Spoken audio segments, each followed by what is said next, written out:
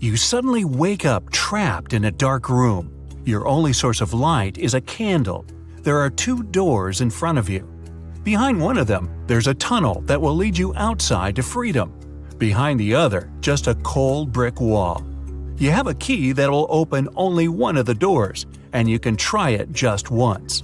So how do you know which door to try?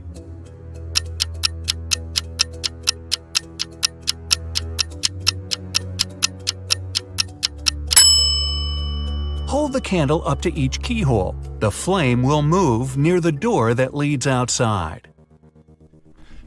You escape to freedom, but you need to send some important documents to your friend Beth. You can't mail them in a regular package because the precious papers will get stolen. So you put them in a box and lock it. But Beth doesn't have the key to this lock. How can you send the papers if you can't send the key to the lock separately?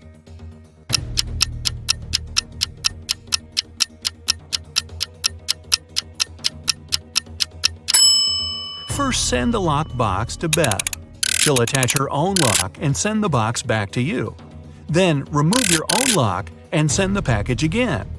Beth can then remove her lock and finally open the package. Bad news. You get a call one morning from Beth. She says the crucial documents were stolen from her office. They'd been on the desk the evening before, but are nowhere to be found this morning. You immediately go there to question the employees. In no time, you gather 3 suspects. Sean said he had been at the movies last night. Michael had taken his girlfriend to an amusement park. And Christina was at a prestigious art gallery. Who's lying?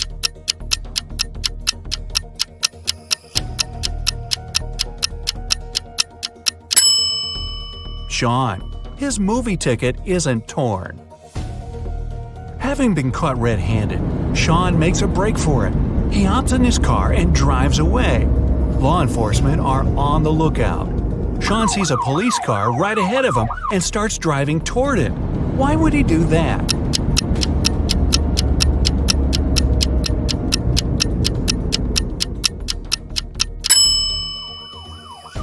He was on a bridge.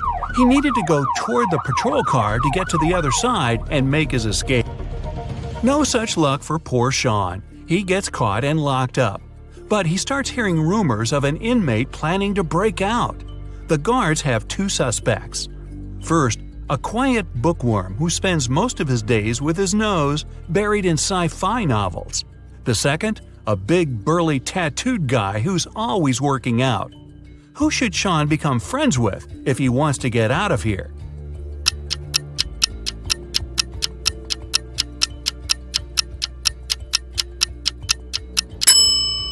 The bookworm. Look closer, and you'll see his bookmark is actually a file. On Friday afternoon, the owner of that same prestigious art gallery discovered that 4 of the most famous artists' self-portraits had been stolen during an exhibition. The police show up to do an investigation, and now they have 3 suspects. Sarah, the artist, said she disappeared into one of the studios to paint. John, the security guard, explained he was just waiting outside and had no idea the portraits were gone. Daniel, the caterer, stated he was at a nearby store picking up extra napkins when the robbery took place. So, who's the thief?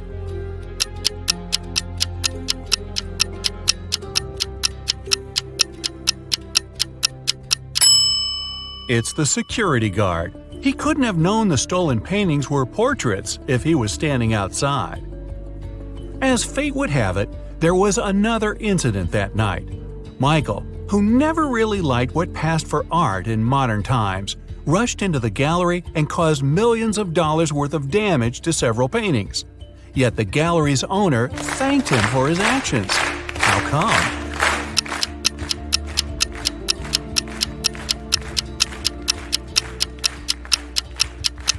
Michael is a firefighter. The water from his hose damaged several masterpieces, but he still managed to extinguish the fire and save many more works. They awarded Michael a big check in gratitude. He heads home just in time to get his 5 kids all packed up for a camping trip that weekend. Mike and his wife are really looking forward to having the weekend for themselves to relax. But when they woke up on Saturday, they discovered the check was missing from their safe.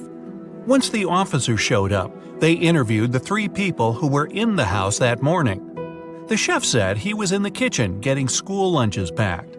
The cleaner said he finished cleaning quickly that day and left early. The butler had just gotten back after taking the kids to camp 3 hours away. Who's lying?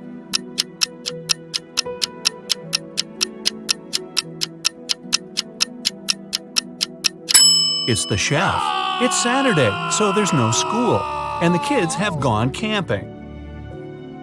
Meanwhile, on the other side of town, a scientist is working on something bizarre. He invites Kevin and Claire as blind test subjects for his new serum invention. He gives them each a glass of ice-cold lemonade.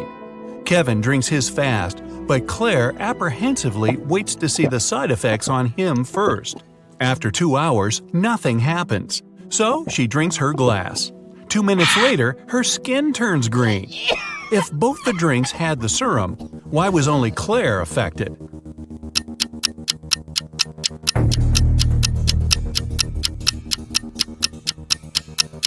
The serum was in the ice. Since Kevin drank his fast, none of it got in the lemonade. Claire runs out of the lab in horror. She gets in her car and speeds off.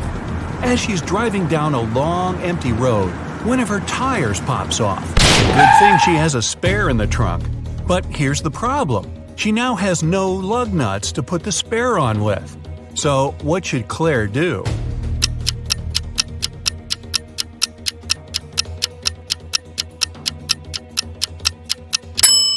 Unscrew one lug nut from each of the other 3 wheels and use them to attach the spare tire. It'll be enough to get to the nearest garage safely. As Claire is putting on her spare tire, the scientist catches up to her. He hands her 4 pills and tells her it's a complex cure to the green face serum. 2 of the pills are an antidote, and the other 2 are a catalyst that activates it.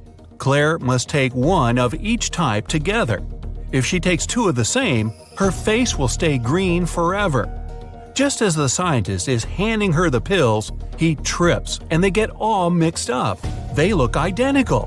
What should Claire do?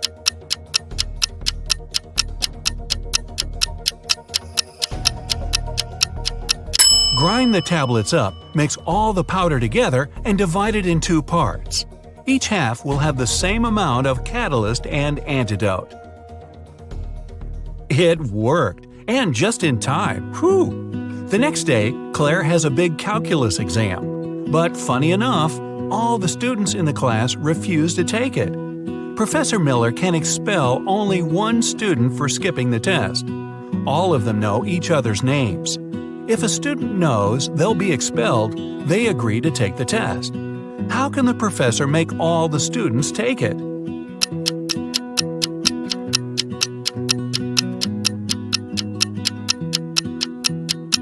She should tell them she'll expel the student whose name comes first alphabetically. Then this person won't skip the test. The next person on the list won't skip either, and so on until the end of the list. Professor Miller grabs her cup of coffee, takes a sip, goes to set it down, and what's this? It's stuck to her hand. Somebody put glue on the cup, and she's got 3 suspects. Look carefully to find out which student is playing tricks on the professor.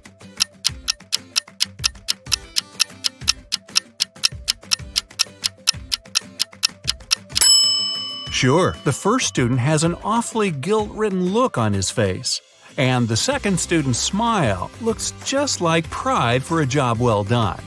But look closer at the third student's pocket. Yep, it's the tip of a glue bottle. Professor Miller is so annoyed by her class's shenanigans, she decides to change her career. Wow.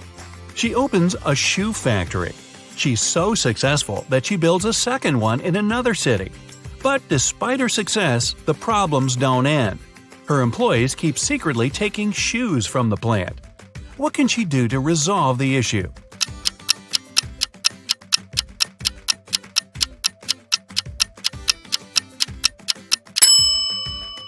Have one of her factories start making only left shoes and the other only right ones.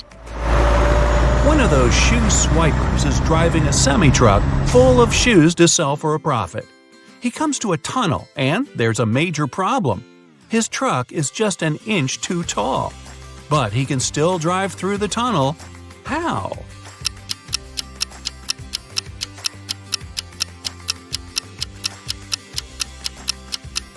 Let some of the air out of the tires. It'll lower the truck just enough. When the shoe swiper gets through the tunnel, he comes to a fork in the road. One goes to the town, the other to never-ending wilderness. There are guides standing at each. The catch? One always tells the truth, the other always lies. The driver doesn't know who's who, and he's only allowed one question. What should he ask to find out which road goes to town?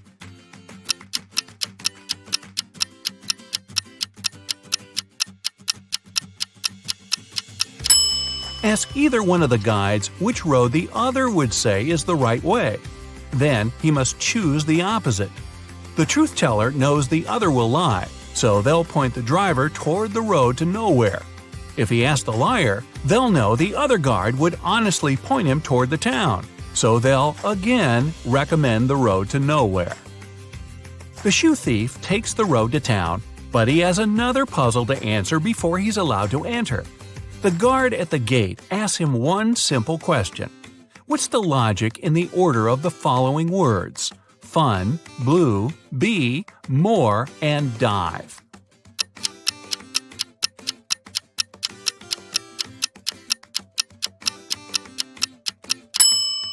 Every word rhymes with its number on the list. Fun 1, blue 2, bee 3, and so on.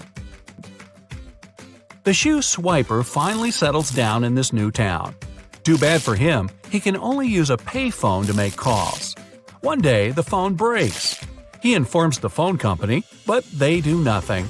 He tries again the next day. Same result. The third time, he finally gets them to come out and fix the phone. So, what did he say?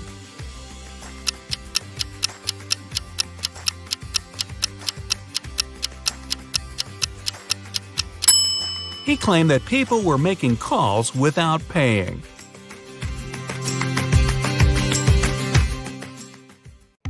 Adding large numbers in your head when you don't even have a piece of paper can be difficult. I have a method for you that will make it way easier. Just make all the numbers you need to add a multiple of 10. Let's take two 3-digit numbers as an example. 543 plus 339. Even adding these numbers on paper can be challenging, but rounding them up will make it much more manageable. In this case, 543 is rounded up to become 550, and 339 turns into 340. Now, adding these two is not much of a problem, so let's do it. 550 plus 340 equals 890. Cool, but that's not the answer to the original equation. To determine that, we need to remember how much we added to the initial numbers. That would be easy. We just need to subtract the original numbers from the rounded up ones. The results look like this. 550 minus 543 will be 7, and 340 minus 339 will be 1.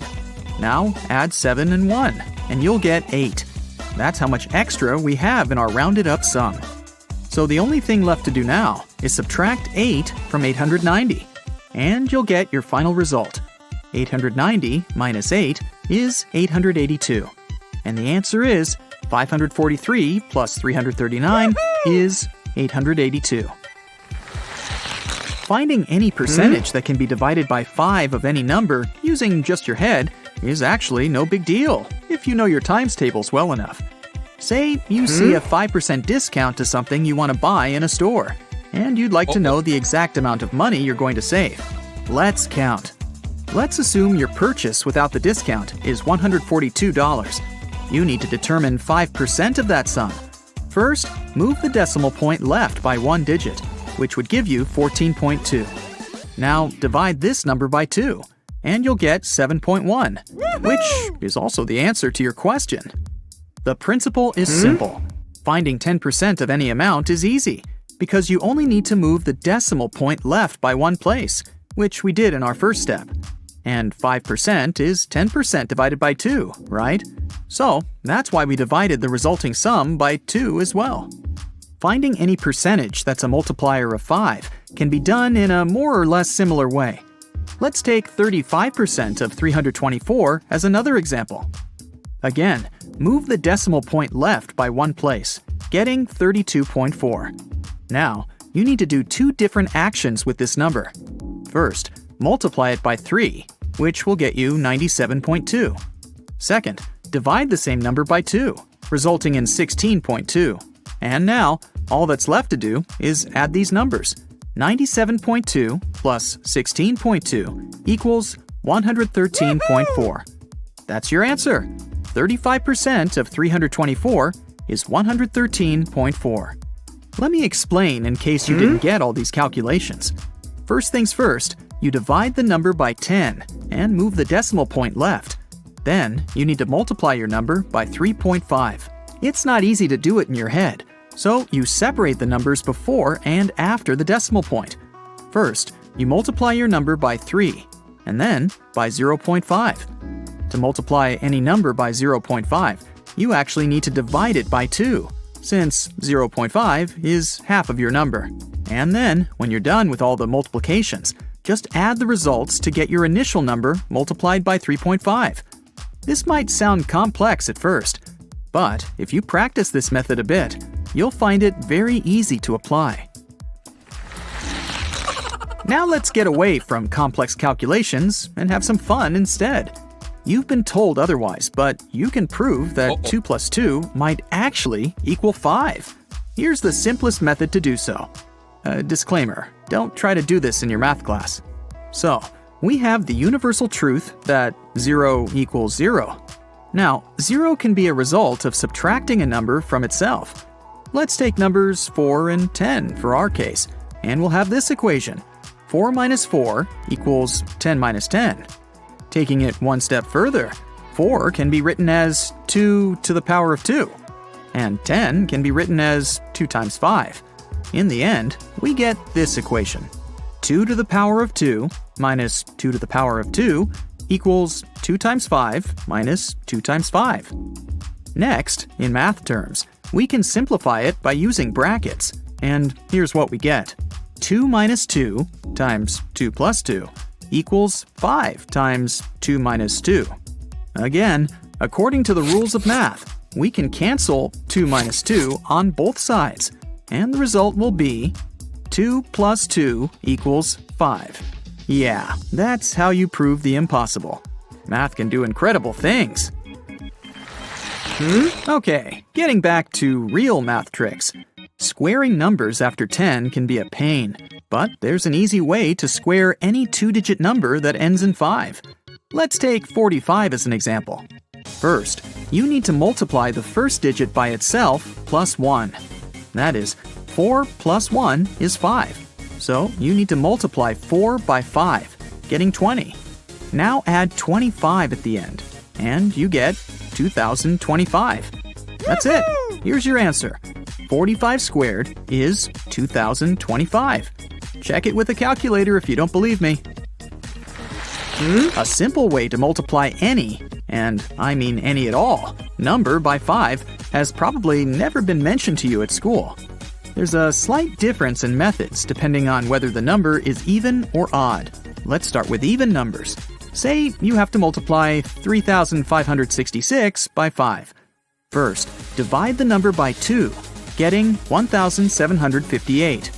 Now add a 0 to it, and you've got your answer, 17,580. Now let's try odd numbers. We'll take 2,463 as an example. First of all, subtract 1 from the number, getting 2,462. Now divide it by 2 again, resulting in 1,231. And then, instead of a 0, put a 5 at the end, which will get you 12,315. This is your answer. 2,463 times 5 equals 12,315. All right. Now I've got a puzzle for you. See if you can solve it in 10 seconds. You have an equation made of matchsticks, which reads 2 equals 6. You need to move just one matchstick to make the equation true. The timer is set.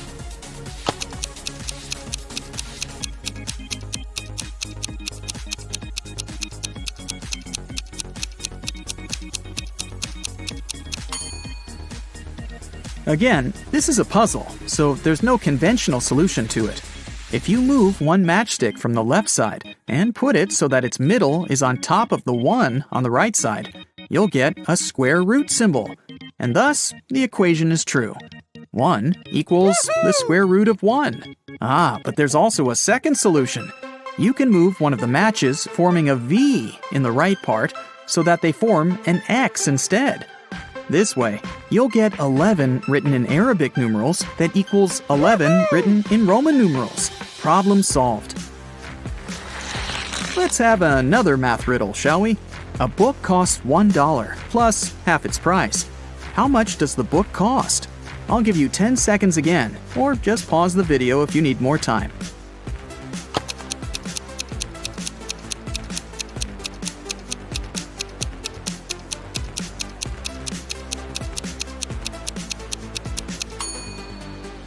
To solve this riddle, you need to build an equation where B is the cost of the book, and you have to find it.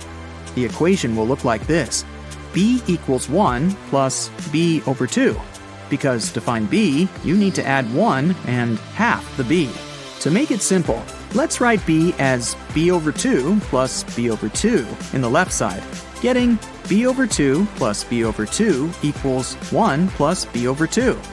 Now we can transfer B over 2 from the right side over to the left and get B over 2 plus B over 2 minus B over 2 equals 1. Subtracting B over 2 from itself leaves us with B over 2 equals 1. So the only thing left to do is multiply 1 by 2, and you'll get B. The answer is B equals 2. Now, if you solve this puzzle on your own, you just might get to Oxford University. In the finals of a logical game, 2 players are contesting for the prize. The prize itself is placed under one of 5 objects you can see on the screen. Sheila was privately told the shape of the object under which the prize was hidden. Colin was privately told the color of that object. Both players are mathematicians and use perfectly logical reasoning to find the answer, and either of them knows that the other was told the shape or the color of the object. The host asks them, "Do either of you know where the prize is?" The players say no. The host then asks, "Do you know now?" They both shake their heads. The host asks again, "Do you know now?" And the players answer yes in unison. How can this be? And where is the prize? Pause the video if you want to try to crack this puzzle on your own, or watch further to find out the answer.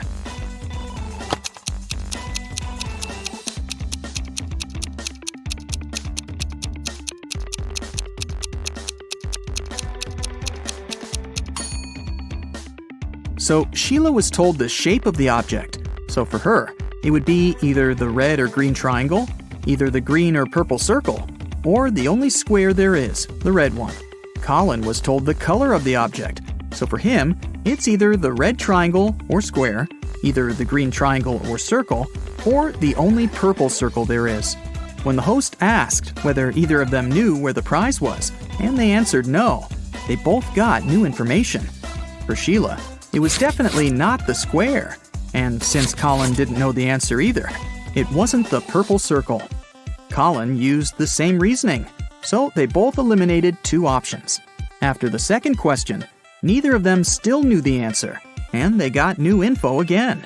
Sheila was left with 2 triangles and 1 circle. She knew the shape of the object, so if she still didn't know where the prize was, it couldn't be the circle. And Colin was left with 2 green and 1 red shape.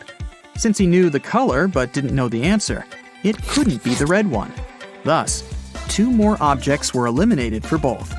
And finally, after the 3rd time the host asked them about the prize, they knew for certain that it was the green triangle, using only their initial information.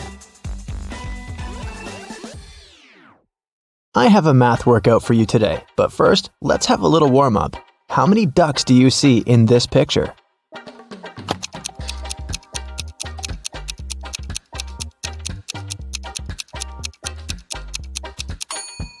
Don't forget about the hidden ones. There are 15 ducks. Did you find them all? Okay, now count all the flowers.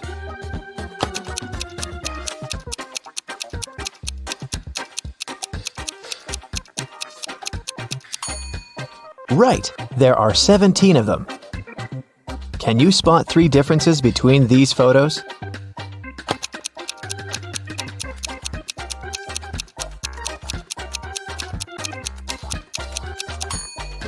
Here they are. And another one. There are 3 differences again. Do you see them?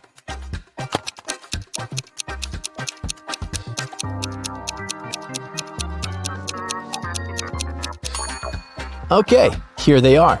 Good job. Okay, now a bit of math for you. Look at this picture.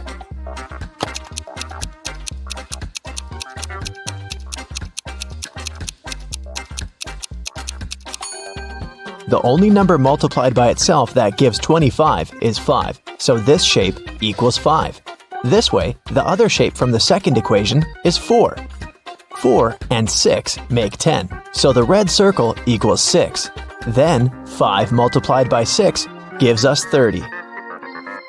This one is similar, but a bit harder, so be very attentive.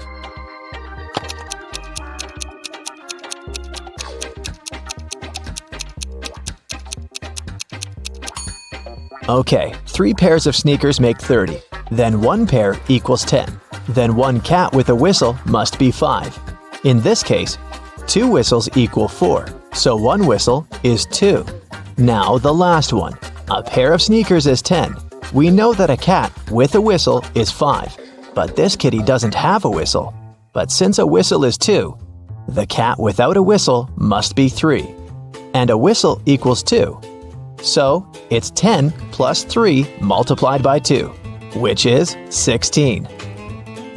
Ava and Dakota are sisters. When Dakota was 18, Ava was half her age. Now that Dakota is 26, how old is Ava?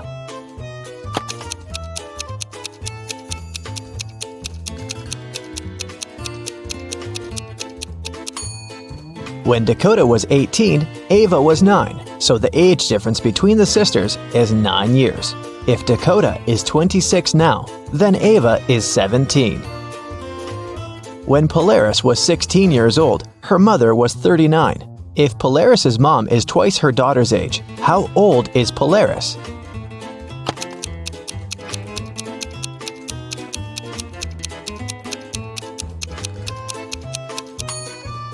The age difference between Polaris and her mother is 23 years. That means now, Polaris is 23 and her mom is 46.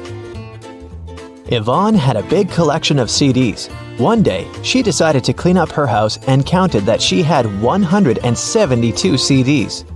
She sold them all except for 7 CDs of her favorite singer and 5 CDs of her favorite band. How many CDs does Yvonne have now?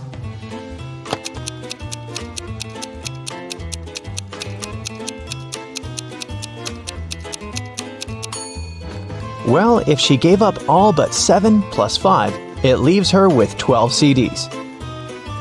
In PE class, all students were standing in a circle. If the 5th student was exactly opposite the 12th student, how many students were in the circle?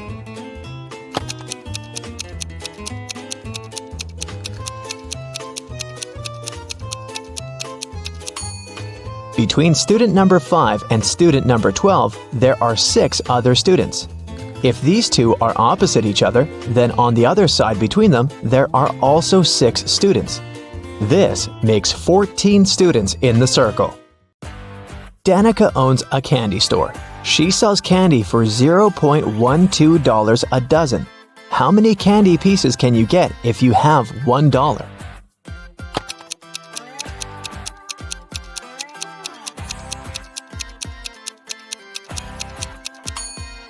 $0.12 for a dozen mean that 1 candy costs 1 cent. So if you have $1, you can get 100 candies.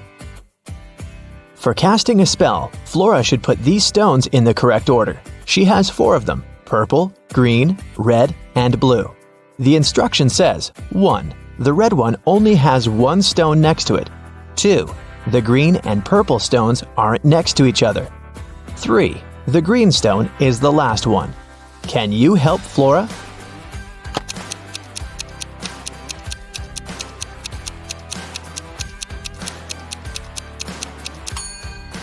If the red stone only has 1 other stone next to it, then it's either the first one or the last one. But since green is the last one, then red is the first one. If the green and purple stones aren't next to each other, then there's the blue stone between them. So, the correct order is red, purple, blue, and green. It was midday. Kaylin was exploring a big local forest. She found an abandoned mansion and entered it. The door closed behind her back and wouldn't open. Oh no! Kaylin got trapped inside. There were 3 other doors leading to freedom, but there was a catch. Behind the first door, there was a huge pit that would take her miles underground.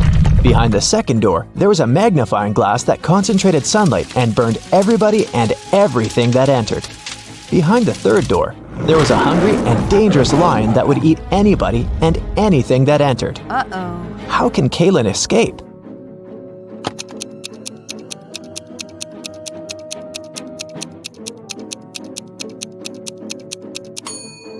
Kaylin should wait until sunset. When the sun goes down, the second door with the magnifying glass won't be dangerous anymore. Amelia, Belle, Chloe, and Della are identical quadruplets who always prank people. One day, one of the girls' teachers had to let Amelia leave the class early. She had a doctor's appointment, but the woman wasn't sure which girl was Amelia. The quadruplets had decided to help her. Here is what they said. Amelia is one of the girls standing in the middle. No, Amelia is one of the girls standing on the sides. I'm Amelia. I'm not Amelia. 3 girls lied and 1 told the truth. Who is Amelia?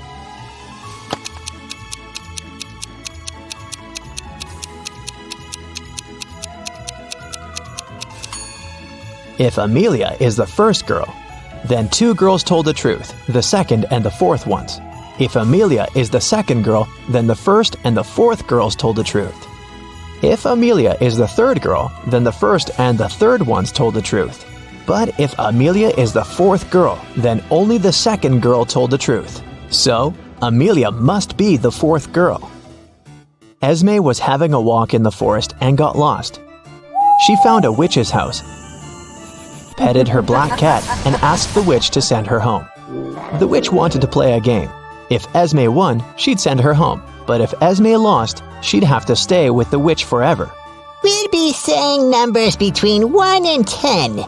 The next player will have to choose a number that's between 1 to 10 greater than the previous one. The first person to say 50 wins. You can start. How can Esme win?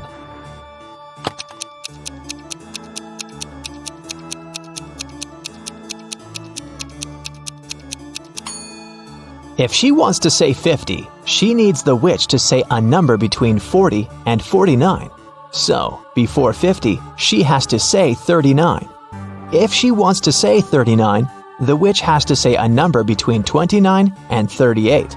So, Esme has to say 28, and before that, 17, and before that, 6. So Esme must start with 6 and then say 17, 28, 39, and 50. Cassidy woke up in a dungeon and couldn't remember what happened to her. She needed to get out, but the door was locked and required a password. Can you guess what the password is?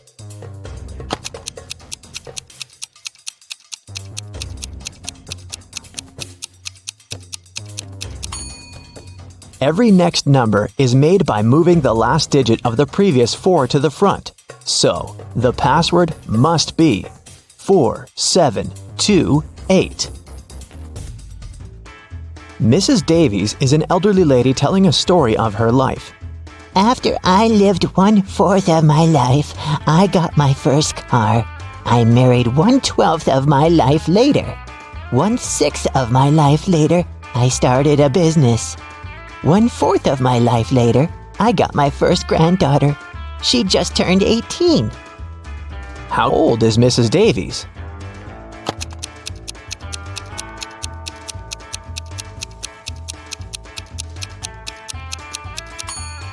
Let's say Mrs. Davies is X years old.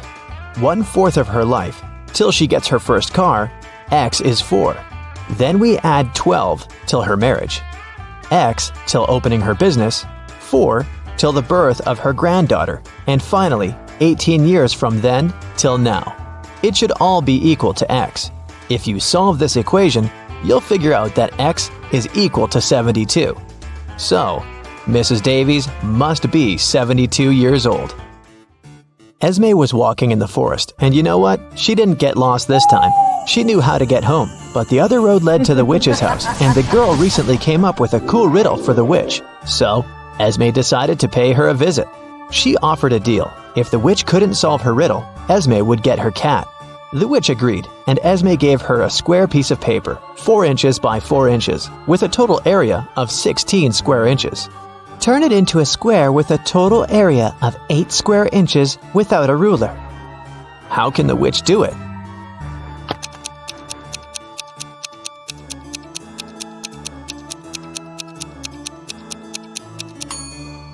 The witch should fold the 4 corners of the square towards the middle. This way, she'll get a square that is exactly twice as small as the original one. Apparently, the witch gets to keep her cat this time. There's a box filled with balls of different colors, 5 red ones, 8 blue ones, and 11 purple ones. Allison has a tricky task. Blindfolded, she has to keep picking up balls until she's sure that she has balls of at least 2 different colors. What's the minimum number of balls she should pull out of the box?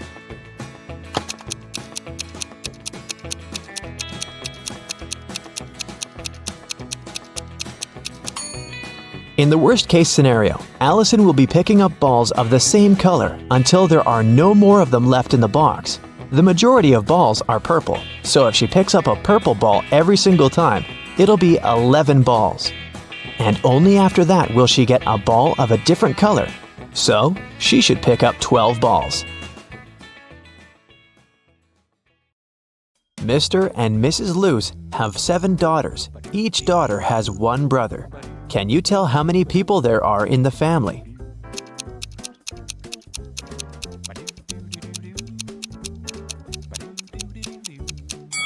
The correct answer is 10. Mr. Luce, Mrs. Luce, 7 daughters, and 1 brother. Dr. Luce is a world-famous chemist. Wow. He has just arrived in London to attend an international science seminar. The next morning, the lab cleaner found Dr. Luce unconscious on the floor. One of the 6 lab assistants poisoned the chemist. The names of the 6 assistants are Austin, William, Oscar, Leo, DJ, and Robert. To solve this case, lab managers called the local detective, Mr. Smith. Dr. Luce left this mysterious note on the table. Here's what he wrote: 76, 20, 44, 79, 16, 22, 7. After reading the note, Mr. Smith asked the police to arrest 2 criminals. Who are the criminals?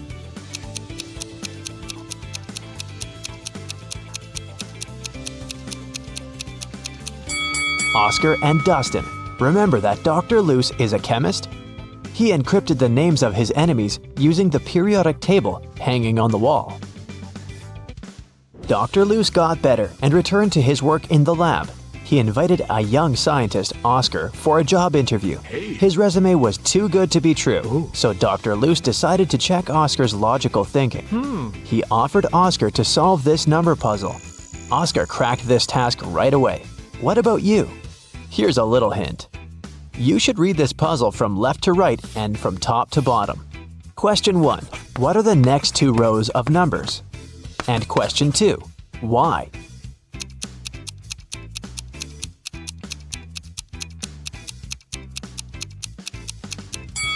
Here's the correct answer. Line 3 represents 2 1s. Line 4 then becomes 1 2 and 1 1. Line 5, therefore, is 1 1, 1 2, and 2 1s. Using the same logic, we can now decode line 6, 3 1s, 2 2s, and 1 1. Line 7 is 1 3, 1 1, 2 2s, and 2 1s. Dr. Luce hired Oscar and took him to the basement of the lab, but someone has changed the password on the door. Can you help the guys guess the code?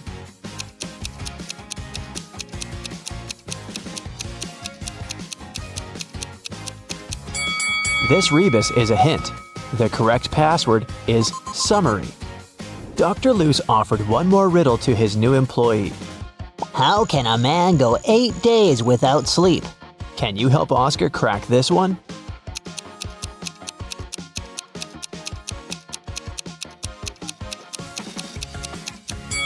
The correct answer is easily, because people sleep at night.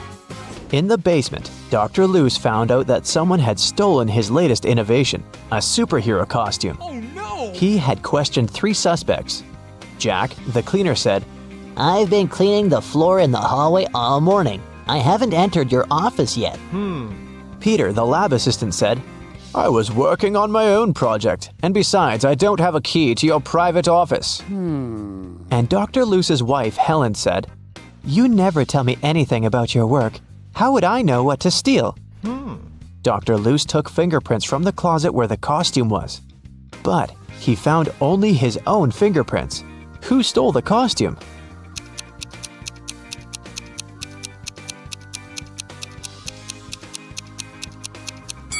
It was Helen. She's the only one who's wearing gloves. Oh.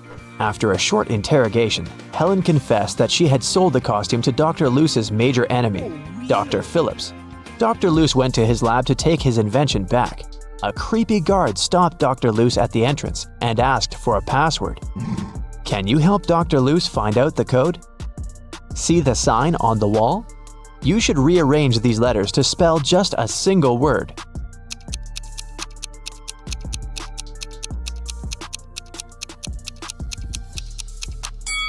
So, the correct password is a single word. Dr. Luce entered the building and found himself in a strange place guarded by 2 people. One of the guards always says the truth, while the other one always lies. Dr. Luce doesn't know who is who. He can only ask one question to escape. What should he ask?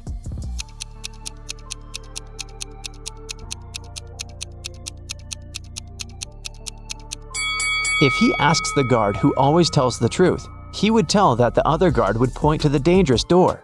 And if he asks the guard who always lies, he would tell the opposite door of the truth-telling guard and point to the dangerous door. In either case, both guards will point to the dangerous door, and then Dr. Luce should just choose the other door. Dr. Luce entered the room and saw this group of scientists. Can you spot anything weird in this picture?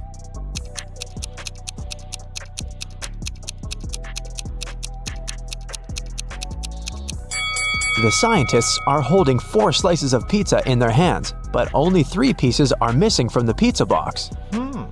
Dr. Luce entered Dr. Phillips's office. The room was empty. Can you help him find anything suspicious?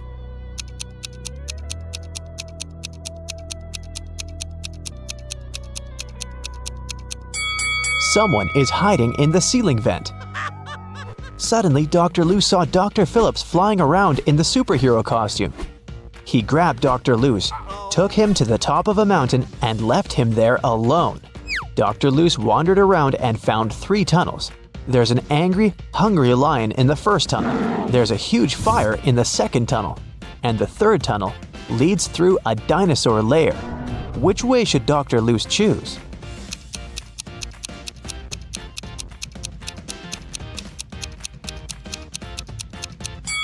The third one. Dinosaurs became extinct millions of years ago. Dr. Luce came to a village and asked the local farmer, Rick, for a glass of water.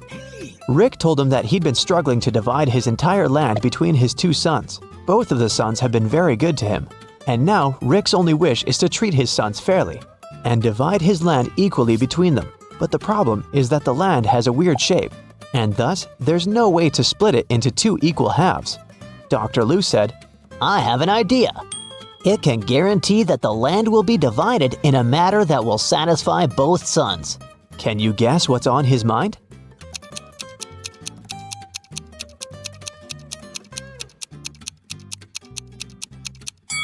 All Rick needs to do is ask one of his sons to divide the land into two parts and tell him that the other son will have the choice of selecting one of those two halves.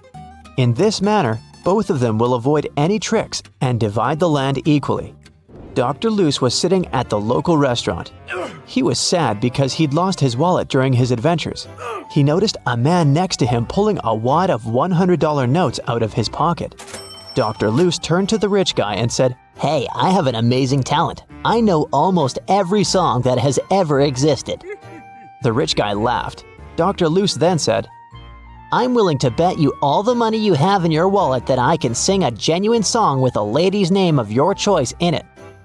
The rich man laughed again and said, Okay, how about my wife's name? Helga Fiona Mary Rose Holmes.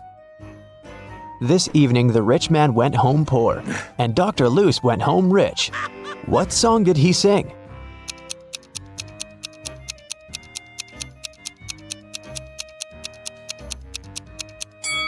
The Happy Birthday Song.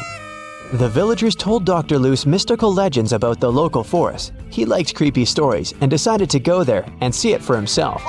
He set off at night and soon got to the forest. He noticed a small shop nearby. The seller said, Hey bro, don't go to this forest unequipped. Take this magic potion. It will make any creepy monster fall asleep for 10 hours. Dr. Loose took one bottle and continued the journey. He wandered there for several hours, but he didn't see anything mysterious. Dr. Loose was about to leave right before dawn. Someone appeared in front of him. A pair of vampires that feed on humans and a siren who hunts people using her singing. So there are 3 enemies, but Dr. Loose has only one potion. What should he do?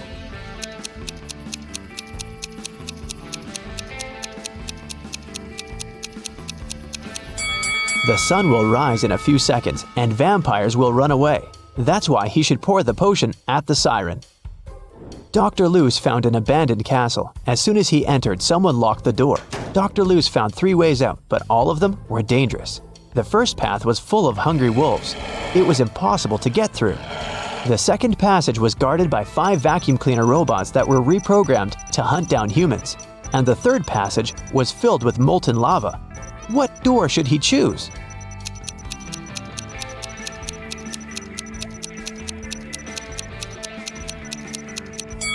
The second one. The vacuum cleaners might go after him, but they're pretty harmless. Finally, Dr. Loose returned to his hometown. He's also a college teacher. Unfortunately, he didn't have enough time to prepare for the upcoming class. Therefore, he offered the students this tricky lesson. There was no homework, assignments, or tests, but there was a final test that would have only one question on it.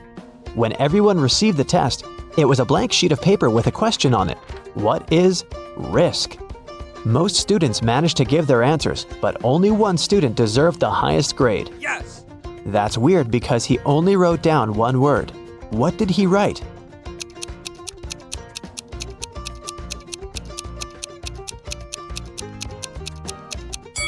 His reply was this. Dr. Loose went on a business trip to Vienna. He felt very nervous because he was about to meet a lady he used to date in college, Jane. She's also a scientist who's currently working on immortality pills. That's why she asked Dr. Loose to come over and help her. As soon as he entered her office, he knew that something had gone wrong. 3 zombies were standing in the room. Can you tell which one is his ex-girlfriend?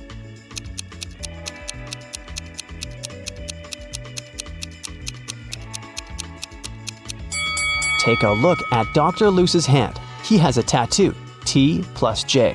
So his girlfriend is the second zombie because she has a tag on her foot that says Jane. There was an incident in a secret laboratory. One of the scientists released a substance that turned people into vampires. Detective Reed arrived at the scene to interview 3 witnesses. The first scientist, Michael, said, I stopped by the lab this morning to pick up some notes. The machines were working just fine, and I didn't see anyone. I took the papers and left. The second scientist, Lindsay, said, I closed the lab at night. One of the PCs was faulty, but I was very tired and decided to leave it till the morning. Unfortunately, I overslept. And the third scientist, Jennifer, said, I got up early and went to the lab to check the devices. No one seems to have entered the room. I fixed one of the computers and left. Which one of them was lying?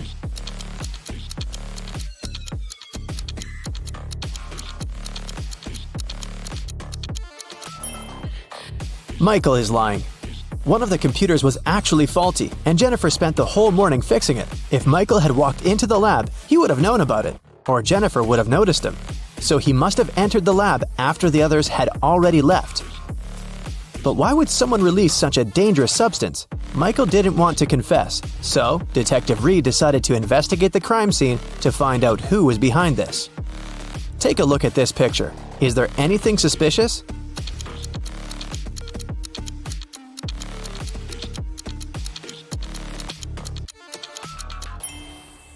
It looks like Michael dropped an ID card. And look, it doesn't belong to him. The name on the card is George Wilson. Let's ask him about the incident. Detective Reed went to Mr. Wilson's office to ask him about the incident. Oh yeah, I gave my pass to Michael, Mr. Wilson said. But that's only because I had left something in the lab. My glasses. I didn't have time, so I asked Michael to pick them up. Well, that's not a very clever excuse, but how can you prove the man is lying?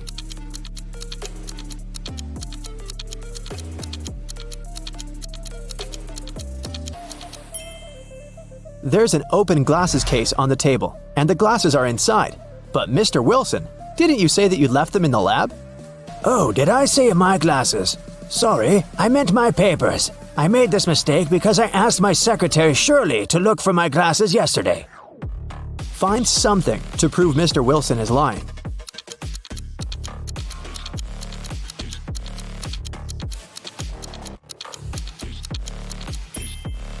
There's a calendar on Shirley's desk. Yesterday was her day off. It's marked red. Mr. Wilson is lying. Mr. Wilson was arrested, but people have already begun to turn into vampires. Can you guess who's actually a vampire?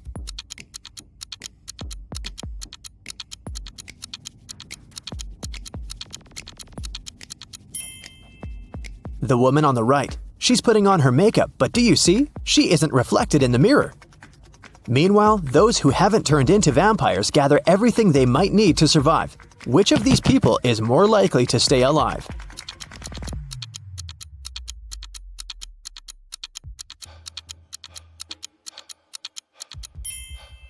All these supplies won't protect the guy on the right from vampires.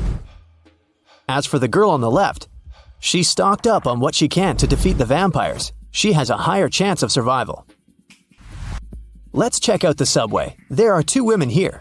Which of them is not pregnant?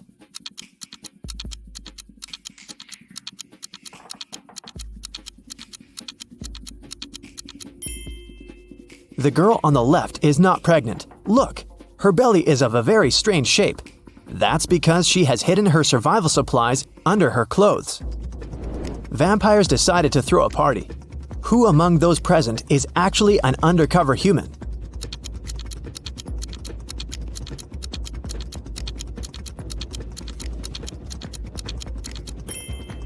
The guy on the left is a human. He's wearing makeup and false teeth.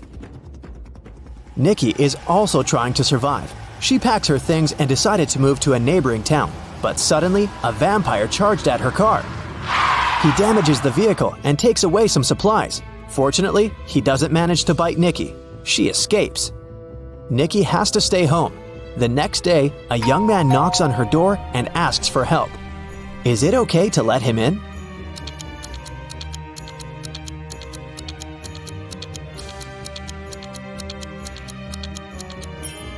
Nope. He has the same scar on his cheek like the vampire from the day before. Nikki continues to hide at home. One day, some girl starts knocking on her back door.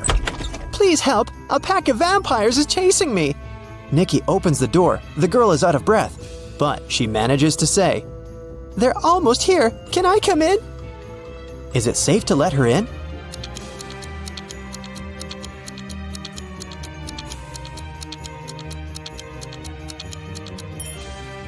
No! This girl is a vampire. Anyone in this situation would immediately run inside the house, but vampires can't come in without an invitation. Nikki was checking her house and suddenly noticed that there was someone in the attic. She approached the shadows. It was a father and daughter.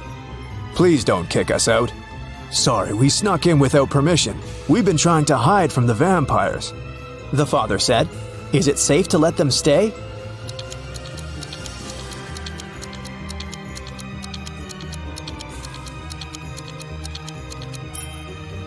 Yes, firstly, they're sitting in the sun, but their skin seems to be okay. Secondly, they managed to enter the house without an invitation. That means they're humans. Nikki let them stay. Let's take a little break. Time for some quick riddles. Think fast. A vampire lived in a one-story black cottage. He had a black cat, a black fish, a black computer, a black armchair, a black desk, and a black phone. Everything was black.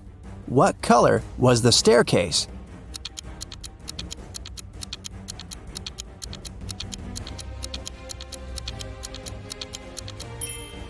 There was no staircase in that house because it was a one-story cottage. 3 vampires are walking fast. The first vampire says, "2 other vampires are walking behind me." The second one says, One vampire is walking behind me, and one is walking in front of me. and the third one says, "2 vampires are walking in front of me, and 2 are walking behind me." How is that possible?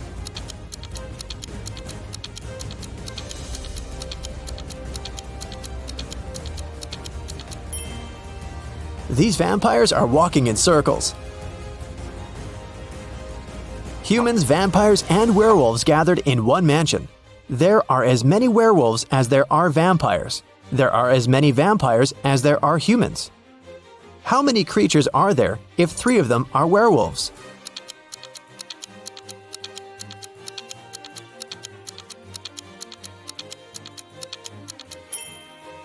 There are 9 creatures in the mansion, 3 werewolves, 3 vampires, and 3 humans. Now let's go back to Nikki and her adventures. Nikki, Peter, and his daughter Becky decided to go to another town together. It takes 2 days to get there. They drove all day until night fell. Now they have 3 options. First, they can continue driving until the morning, despite the fact that they may meet a lot of vampires along the way. Second, they can spend the night in the nearest cave with bats. And third, they can sleep in the car. Which option would be the safest for them?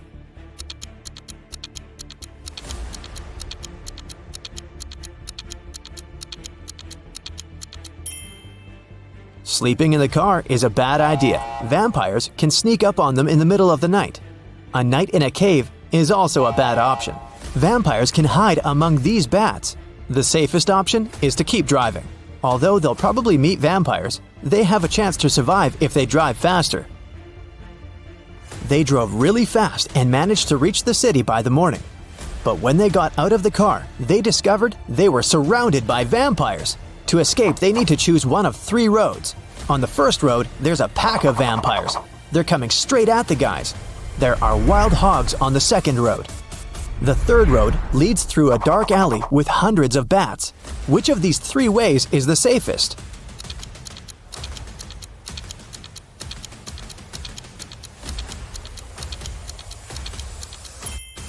The second way is the best option because the sun illuminates it, so vampires can't follow Nikki and her new friends. Plus, these dogs don't look too unfriendly. The guys reached 3 stores. Now they need to decide which of the stores is safe to enter. Nikki, Peter, and Becky look through the windows to see what's inside. The first store is empty, but it seems to be full of traps. The second store is full of survivors, but they look dangerous. And the third store seems empty as well, but it's completely dark there, and you can't see anything except for dozens of bats. Where should Nikki lead her friends?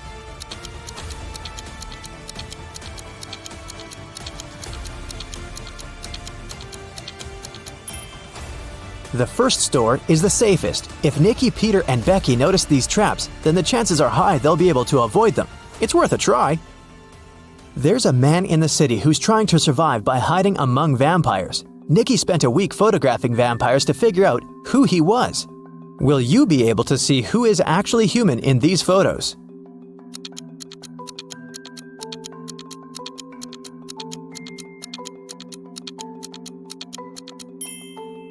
You can see this man has all 4 photos. In one of the photos, he's eating garlic bread, and in this one, his leg is exposed to the sun. He's only pretending to be a vampire. Nikki and the others decided to invite this man to join their group. The man was delighted and said that his name was Douglas. He was a journalist looking for safe places for people. He suggested creating a password that only humans could figure out. They came up with this one: HAWUH. Can you guess why?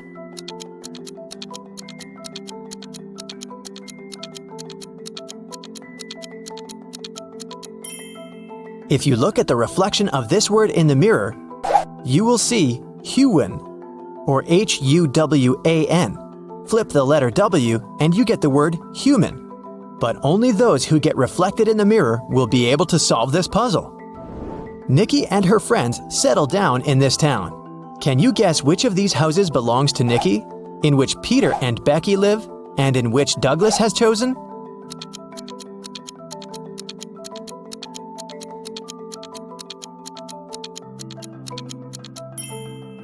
House number 1 belongs to Peter and Becky. There are 2 bicycles next to it. House number 2 belongs to the journalist. Do you see his equipment? And the remaining house, house number 3, belongs to Nikki.